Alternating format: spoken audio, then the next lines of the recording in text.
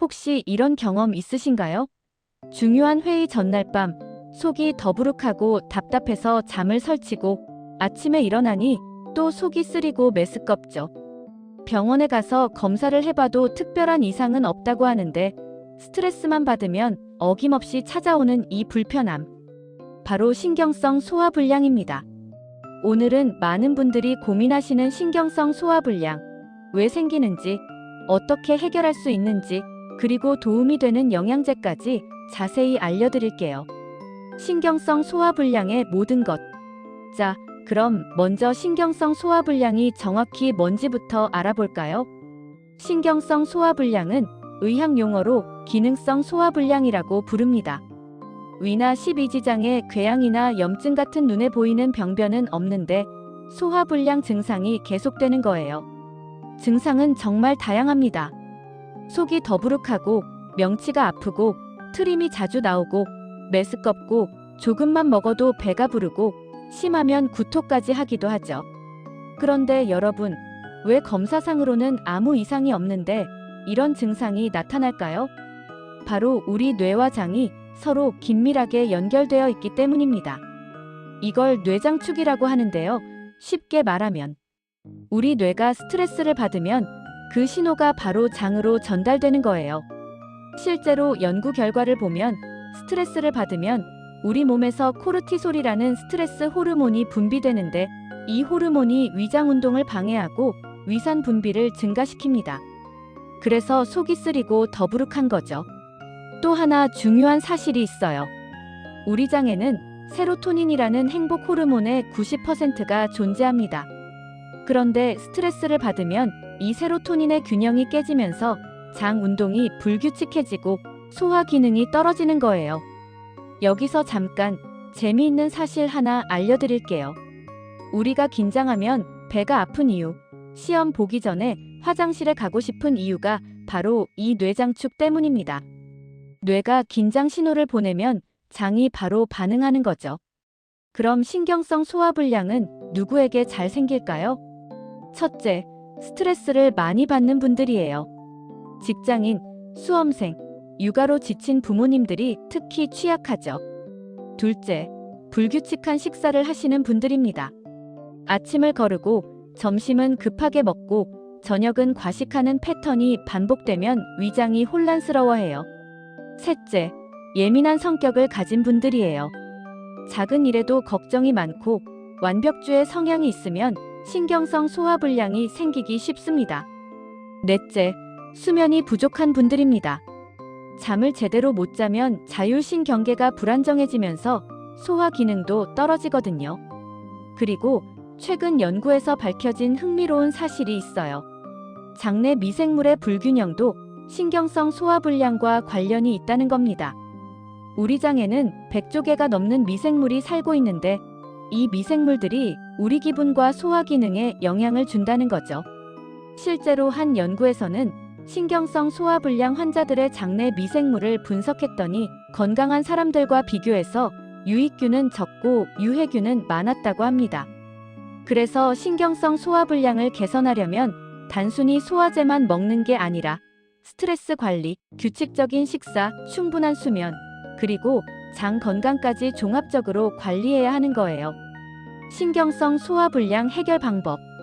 자, 그럼 이제 영상 초반에 말씀드렸던 그 상황 기억하시죠? 중요한 회의 전날 밤속이 더부룩하고 잠을 설치는 상황. 이걸 어떻게 해결할 수 있을까요? 오늘 제가 여러분께 소개해드릴 구체적인 해결 방법은 바로 복식호흡과 식사습관 개선입니다. 먼저 복식호흡부터 알려드릴게요. 정말 간단한데 효과는 놀랍습니다. 편안하게 앉거나 누워서 한 손은 가슴에, 한 손은 배에 올려놓으세요. 그리고 코로 천천히 숨을 들이마시면서 배가 부풀어 오르는 걸 느껴보세요. 이때 가슴은 거의 움직이지 않아야 해요. 그 다음 입으로 천천히 숨을 내쉬면서 배가 들어가는 걸 느껴보세요. 이걸 하루에 3번, 한 번에 5분씩만 해보세요. 아침에 일어나서 점심 먹기 전에, 그리고 자기 전에요. 왜 이게 효과가 있을까요? 복식 호흡을 하면 우리 몸의 부교 감신경이 활성화됩니다.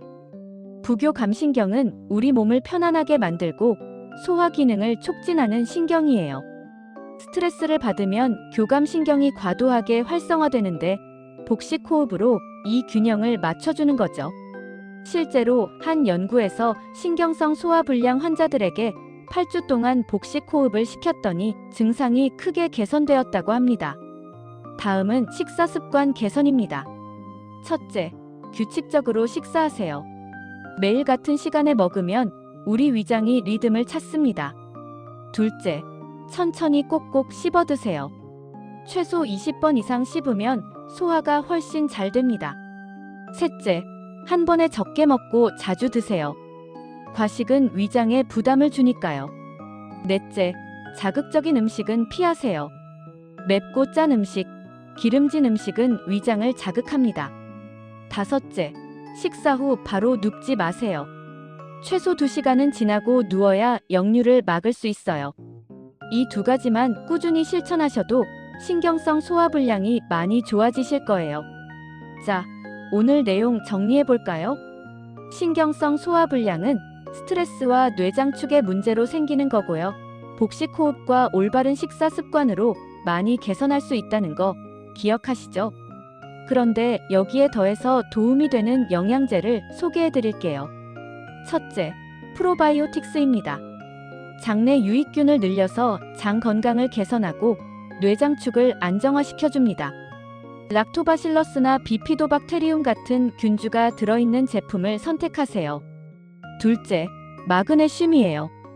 마그네슘은 스트레스를 완화하고 근육을 이완시켜서 위장 운동을 도와줍니다.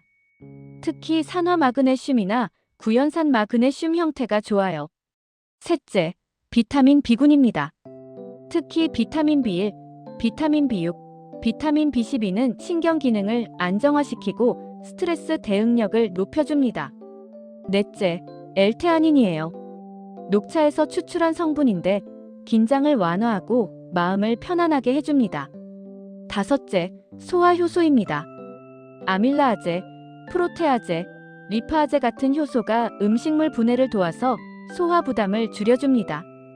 이런 영양제들이 궁금하시다면 천사약국의 온라인 스토어인 천사바이오팜을 방문해주세요. 신경성 소화불량 개선에 도움되는 제품들을 만나보실 수 있습니다. 제가 직접 선별한 믿을 수 있는 제품들로 준비되어 있으니 편하게 둘러보시고 궁금한 점은 언제든 문의해주세요. 여러분, 신경성 소화불량은 단순한 소화 문제가 아니라 우리 몸과 마음이 보내는 신호입니다. 오늘 알려드린 방법들을 하나씩 실천하시면서 여러분의 몸과 마음을 소중히 돌보시길 바랍니다. 건강한 장이 건강한 삶을 만듭니다. 여러분의 건강한 미래를 천사약국이 응원하겠습니다.